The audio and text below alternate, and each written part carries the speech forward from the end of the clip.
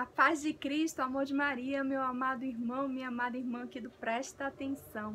Hoje, dia 18 de março de 2022, quanta graça de Deus estarmos hoje juntos rezando, aqui na presença de Jesus, nesse lindo altar de Jesus.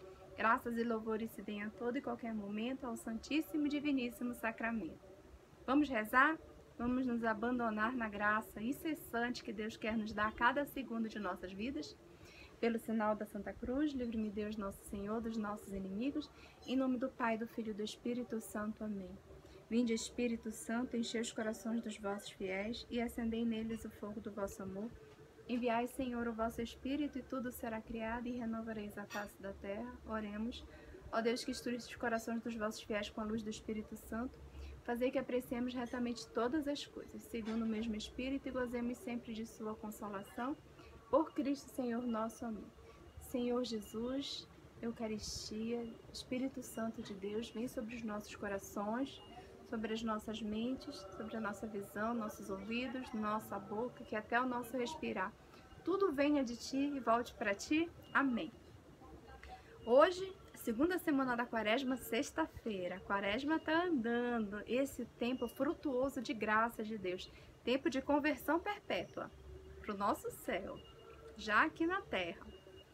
Hoje, a primeira leitura é Gênesis, capítulo 37, versículos 3 a 4 e capítulo 12 a 13a, 17b a 28. Israel amava mais a José do que a todos os outros filhos, porque lhe tinha nascido na velhice, e por isso mandou fazer uma túnica de mangas longas. Vendo os irmãos que o pai o amava mais do que a todos eles, odiavam-no e já não lhe podiam falar pacificamente. Ora, como os irmãos de José tinham ido apacentar o rebanho do pai em Siquém, disse Israel a José: Teus irmãos devem estar com os rebanhos em Siquém. Vem, vou enviar-te a eles. Partiu, pois, José atrás dos seus irmãos e encontrou-os em Dotaim. Eles, porém, tendo-o visto de longe, antes que se aproximasse, tramaram a sua morte. Disseram entre si: Aí vem o sonhador. Vamos matá-lo e lançá-lo numa cisterna. Depois diremos que o animal feroz o devorou. Assim veremos de que lhes servem os sonhos. Rúben, porém, ouvindo isso, disse-lhes: Não lhe tiremos a vida. E acrescentou: Não derrame sangue, mas lançai-o naquela cisterna no deserto. Não o toqueis com as vossas mãos. Dizia isto porque queria livrá-los das mãos deles e devolvê-lo ao pai. Assim que José chegou perto dos irmãos, estes despojaram-no da túnica de mangas longas, pegaram nele e lançaram-no numa cisterna que não tinha água. Depois sentaram-se para comer. Levantando os olhos, avistaram uma caravana de ismaelitas. Os camelos iam carregados de especiarias, bálsamos e resina, que transportavam para o Egito. Judá disse seus irmãos: Que proveito teríamos em matar nosso irmão e ocultar o seu sangue? É melhor vendê-lo a esses ismaelitas e não manchar nossas mãos, pois ele é nosso irmão, é a nossa carne. Concordaram os irmãos com o que dizia. Ao passarem, os comerciantes madianitas tiraram José da cisterna e por 20 moedas de prata o venderam aos ismaelitas e estes o levaram para o Egito. Palavra do Senhor, graças a Deus. Essa aqui é a história de José do Egito. É o 11º filho, né, de Israel, que é Jacó. Né? Então nós temos uma sucessão aí de patriarcas, né? Abraão, Isaac e Jacó. Aí José. José foi um grande homem de Deus. Um homem como Davi, né? Segundo o coração de Deus. Eu sinceramente não vi nenhum erro de José.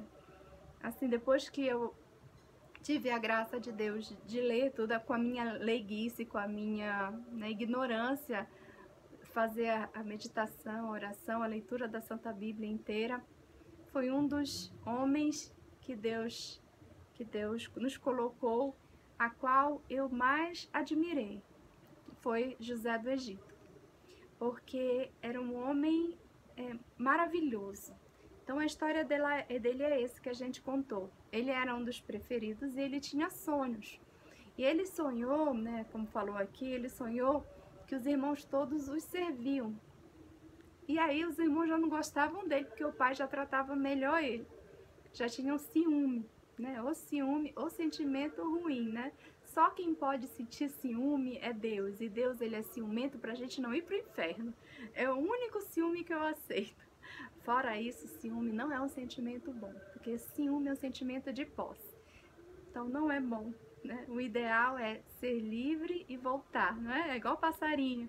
Passarinho volta pro ninho, voa, voa, voa e volta pro ninho, porque é verdadeiramente livre. E Deus nos quer verdadeiramente livre. E a história de José é essa. E aí eles vendem, aprisionam ele lá, né? E José vai ter uma história de muito sofrimento, mas de muita vitória, porque ele vai de escravo a, né, um governador, a segunda pessoa depois do faraó. E vai ter um tempo de muita penúria, de muita fome. E ele tem os sonhos, né? O faraó tem um sonho, ele revela que vão haver 7 anos de fartura e 7 anos de fome. E ele é um excelente, né? Um excelente administrador, Aonde ele chega, as coisas andam perfeitamente bem, porque ele consegue organizar tudo. Tem gente que tem essa graça, né, minha gente?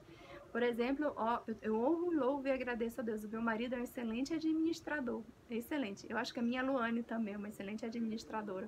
Assim, organiza assim, com pouco vira muito. Deus dá a graça para essas pessoas serem excelentes administradores. E eu acredito que você também conheça pessoas, ou você é agraciado de Deus de ser um bom administrador e organizado e consegue. Deus dá a graça. E José do Egito, ele se tornou do Egito porque ele morou no Egito, né? Ele foi para o Egito e lá ele se tornou. E aí, no final das contas, eles vão lá, né? E acabam pedindo alimento, e aí ele se revela que ele é o irmão deles, que eles achavam que tinha morrido. E aí ele consegue ter uma vida plena, ainda consegue ver o pai dele depois de muitos anos, e Jacó tem uma velhice tranquila com esse filho. Então, meus amados irmãos, aqui dá pra gente ver no nosso casamento e nos nossos filhos o quanto faz mal nós temos alguns tipos de sentimento, não é verdade? O sentimento do ciúme, o sentimento da posse, o sentimento esses sentimentos que a gente às vezes tem, né, sobre o nosso casamento, sobre o nosso cônjuge, sobre os nossos filhos, de acharem que eles foram feitos para nós e não vão ser mais de ninguém. Isso aí é algo que a gente precisa ser trabalhado e torcer muito para que todos sejam muitíssimo felizes e repletos da graça de Deus. Não sermos igual aos outros irmãos de José, que em vez de se aliarem à graça que José tinha, era o tempo todo desafiaram isso. E é isso que a gente tem. Então hoje, por exemplo, se você tem, né, da sua família alguém que se sobressai, glória a Deus, agradeça, enalteça a vida dele.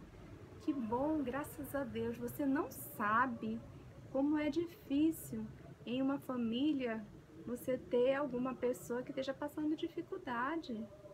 Não tenha esse sentimento, pelo contrário, peça a Deus para que todo mundo dê certo. Eu sempre peço muito a Deus que todas as pessoas deem mais certo que eu, que deem muito certo. Porque é maravilhoso você ver as pessoas, né, sendo felizes, sem tirar o direito das outras, na verdade. Um filho não depender mais dos pais, não precisar ficar fazendo dívidas no nome dos pais e deixar os pais terem uma velhice tranquila, né, com o dinheiro deles. Olha quanta graça de Deus você honrar o seu pai e a sua mãe, deixar, não é verdade? Deixar seus pais terem uma vida tranquila. A gente vê, não é? Às vezes, idosos trabalhando para sustentar ainda filhos e netos. Poxa, isso é muito triste mesmo. é lamentável. Então rezemos para que todos deem certo e que a gente dependa do nosso trabalho, né? Dependa do suor do nosso corpo, né? Que a gente dependa só do nosso estudo, das nossas lutas, e que Deus proveja a saúde, que Deus proveja a graça de cada um para vencer. E não fique dependendo, né? É a história da vaquinha. Você tem a vaquinha dava leite e ninguém trabalhava.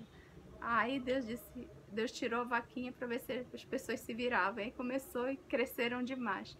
Às vezes a vaquinha é sua mãe, é seu pai. Então, às vezes você é a vaquinha do seu filho, não deixe ele crescer. Então vamos deixá-los crescerem, vamos deixá-los serem dependentes, porque eles precisam ser felizes e se sentirem próprios da graça de Deus e serem independentes.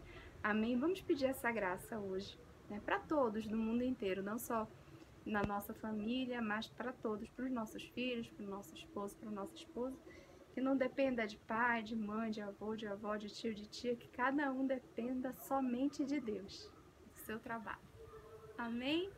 Vamos agora para o Salmo, nesse dia maravilhoso. Salmo 104, versículos de 6 a 21. Quando o Salmo é muito grande, eles botam só um pedacinho, que não dá para rezar todo, não é verdade? Lembrai-vos sempre as maravilhas do Senhor. Mandou vir então a fome sobre a terra e os privou de todo o pão que os sustentava. Um homem enviara à sua frente José, que foi vendido como escravo. Apertaram os seus pés entre grilhões e amarraram seu pescoço com correntes, até que se cumprisse o que previra, e a palavra do Senhor lhe deu razão. Ordenou então o rei que o libertassem. O soberano das nações mandou soltá-lo. Fez dele o senhor de sua casa, e de todos os seus bens o despenseiro. Foi como eu já comentei aqui na primeira leitura, né? José foi um grande homem de Deus. Façamos a exemplo de José, que sejamos todos Josés do Egito. Eu acho ele fantástico, minha gente. Fantástico, José do Egito. Eu sou, assim, seguidora dele. Ele inspira muito a minha vida, a minha conversão. José do Egito sempre foi assim. Ele já é José, né? Eu sou muito devota de São José. E ele é fantástico, é maravilhoso. Santo Evangelho, segundo São Mateus, capítulo 21, versículo de 33 a 43 e de 45 a 46. Naquele tempo, dirigindo-se Jesus aos chefes dos sacerdotes e aos anciões do povo, disse-lhes: escutai esta outra parábola. Certo proprietário plantou uma vinha, pôs uma cerca em volta, fez nela um lagar para esmagar as uvas e construiu uma torre de guarda. Depois arrendou as vinhateiros e viajou para o estrangeiro. Quando chegou o tempo da colheita, o proprietário mandou seus empregados aos vinhateiros para receber seus frutos. Os vinhateiros, porém, agarraram os empregados, espancaram a um, mataram a outro e ao terceiro apedrejaram. O proprietário mandou de novo outros empregados em maior número do que os primeiros, mas eles os trataram da mesma forma. Finalmente, o proprietário enviou seu filho, pensando: ao meu filho eles vão respeitar. Os vinhateiros, porém, ao verem o filho, disseram entre si: este é o herdeiro, vinde, vamos matá-lo e tomar posse da sua herança. Então, agarraram o filho, jogaram para fora e o mataram. Pois bem, quando o dono da vinha voltar, que fará com esses vinhateiros? Os sumos sacerdotes e os anciãos do povo responderam: com certeza mandará matar de modo violento esses perversos e arrendará a vinha a outros vinhateiros que lhes entregarão os frutos no tempo certo. Então Jesus lhe disse: vós nunca lestes nas Escrituras? A pedra que os construtores rejeitaram tornou-se a pedra angular. Isto foi feito pelo Senhor e é maravilhoso aos nossos olhos. Por isso eu vos digo, o reino de Deus vos será tirado e será entregue a um povo que produzirá frutos.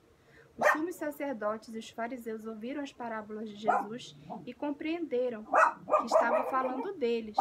Procuraram prendê-lo, mas ficaram com medo das multidões, pois elas consideravam Jesus um profeta.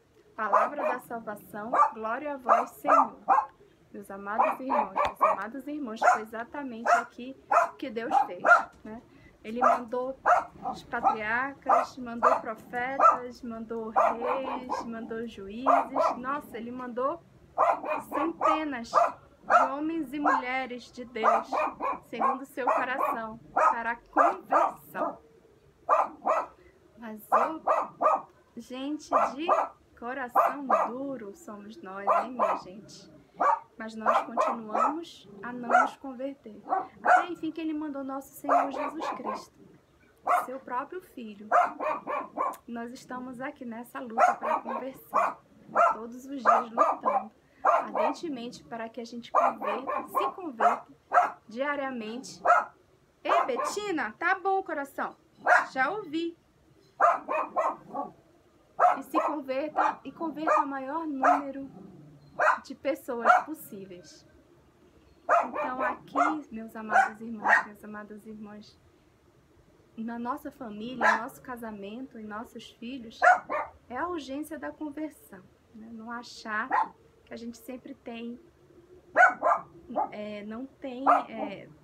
a gente tem esse merecimento nato, que tudo que a gente faz é extremamente correto, nem o que a gente faz é extremamente errado.